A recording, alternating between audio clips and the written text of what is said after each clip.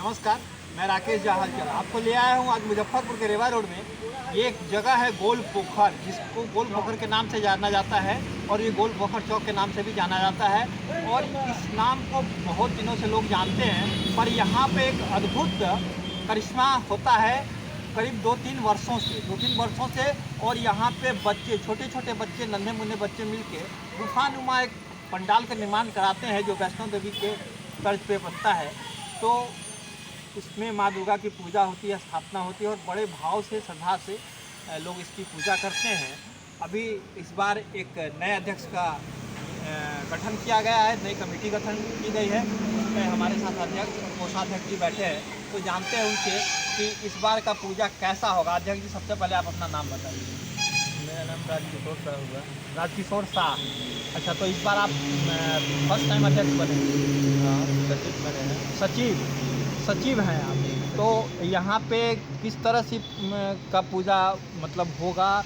जैसे बहुत जगह पूजा में बहुत लाखों रुपए, करोड़ों रुपए लगाए जाते हैं, तो यहाँ पे पूजा का क्या मतलब, जो ये बच्चों ने बनाया है, गुफा बनाया है और इस तरह से, तो इस पूजा का क्या मतलब, कैसे इस तरह को आप पूजा को इसको सफलीभूत कीजिएगा?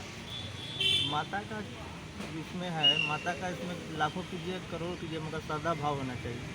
यहाँ श्रद्धा भाव से जहाँ तक ले होगा माता का आगमन के लिए पूजा किया जाएगा। माता के आगमन में श्रद्धा भाव है, श्रद्धा भाव से किया जाएगा।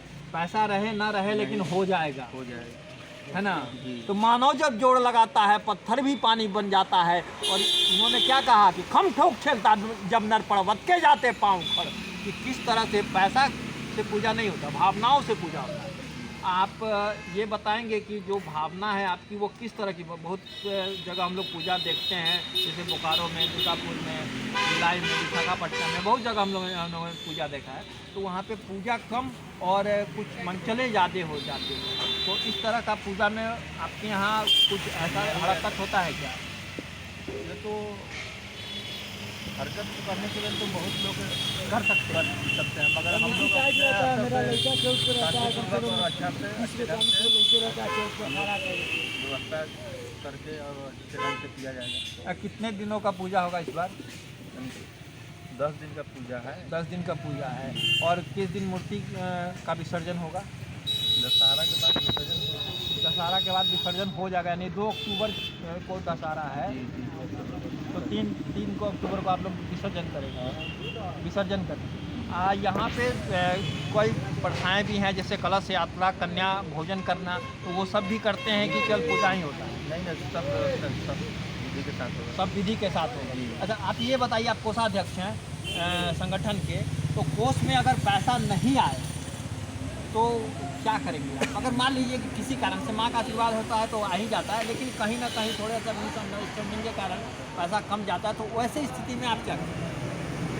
भगवान हम लोग को, माता रानी सक्षम बनाए हुए हैं, जो हम लोग अपना भी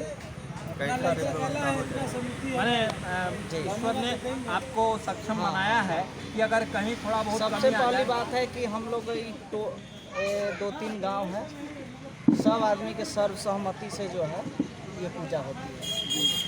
जैसे यहाँ बाजीपुर कोदरिया हो गया, बहोरा हो गया, मादापुर हो गया, मोहम्मदपुर हो गया, लहलादपुर हो गया, तो ये लोग सहयोग करते हैं, खरौना हुआ। हाँ, इस सब आदमी के सर्वसहमति से ही यहाँ पूजा होता है और सालों साल से होते आ रहा है। सालों साल से होते आ रहा है।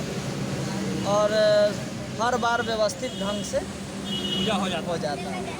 मतलब यहाँ कोई तरह का कोई सुबह शाम की आरती, सुबह का पूजा। हाँ, जो मतलब सिस्टम है हाँ, उस अनुसार होता है। जो विधिवत पूजा होता है वैसा हो जाता है।